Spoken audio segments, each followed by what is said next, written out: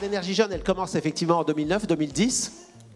Et on avait travaillé à partir de travaux de savants, de chercheurs, sur ce qu'on pourrait faire pour aider des élèves de collège à encore plus aimer apprendre. Et on est allé dans un collège, je me rappelle le premier, c'était en région parisienne, à Gennevilliers, dans le quartier du Luth, collège Limoquet. On est allé dans une classe à l'époque de 4e. On a passé 2 heures, à l'époque c'était 2 heures avec les élèves. Il s'est passé plein de choses. Et quelques temps plus tard, le collège nous a demandé de revenir et nous a expliqué que certains élèves avaient changé. Et on les a écoutés et certains nous ont dit, depuis Énergie Jeune, j'aime l'école, alors qu'avant, j'avais jamais vraiment aimé l'école.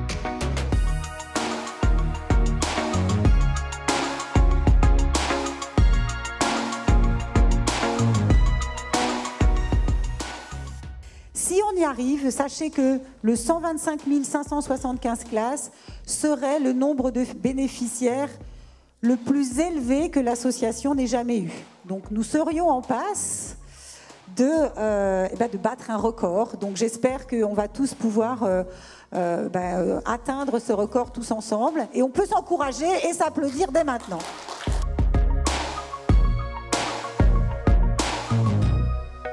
La motivation, c'est être motivé, vouloir obtenir ce qu'on veut. Qu'est-ce que ça vous a apporté? Des meilleures notes. Des meilleures notes? Voilà. Et quoi d'autre, à part les notes? Un sentiment de réussite parce qu'on a réussi à notre défi. Un sentiment de réussite, ouais. Et toi? Je suis fière de moi, par exemple. Tu es fier de toi? Pareil, je pense qu'on est tous fiers de nous. Je pense qu'on peut les applaudir très fort.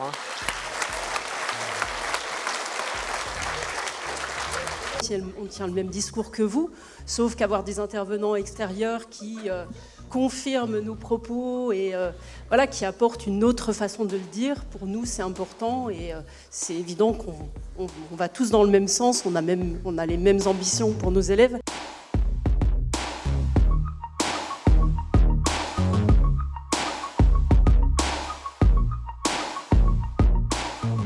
La motivation, elle est composée en partie d'impulsions innées qui sont ce qu'on appelle les motivations intrinsèques. Ce sont celles sur lesquelles on peut jouer à fond parce que quand on a une motivation intrinsèque de faire quelque chose, il n'y a pas besoin d'avoir d'autres raisons que la présence de la circonstance qui va éveiller cette motivation intrinsèque. Mais aussi sur les motivations qui vont être extrinsèques à l'école et qui vont jouer un rôle très souvent contraire à ce que l'on attend d'obtenir, à ce que le professeur souhaite obtenir.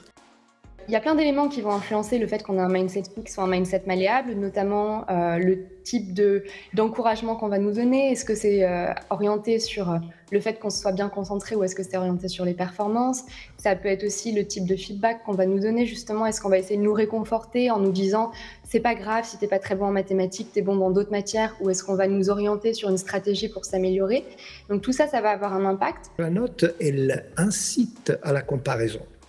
Elle incite les élèves à se comparer. Ça, tout le monde l'a vu en classe. Les élèves reçoivent leurs copies, ils regardent leurs notes et puis tout de suite ils regardent la note du voisin et de la voisine. Mais elle incite aussi les enseignantes et les enseignants à comparer les élèves, à les comparer, à les ordonner, à les classer, à les sélectionner.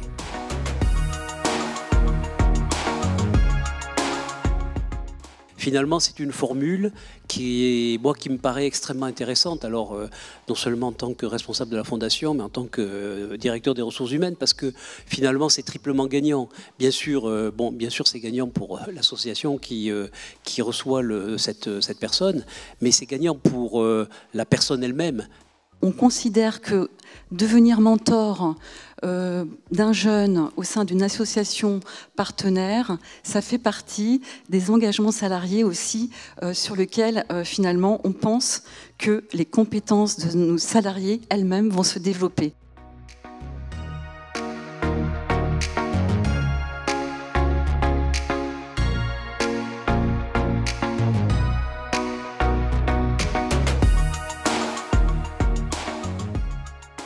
l'enseignant, c'est un maillon fondamental dans la réussite d'Énergie Jeune, hein. Dans la classe, il y a les élèves, il y a les 2 intervenants Énergie Jeune et l'enseignant.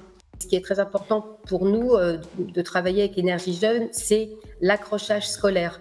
On parle beaucoup de décrochage scolaire. La collègue enseignante que j'ai entendue tout à l'heure disait qu'elle était référente décrochage scolaire. Ça fait des années que cette problématique est prise en compte à l'Éducation nationale.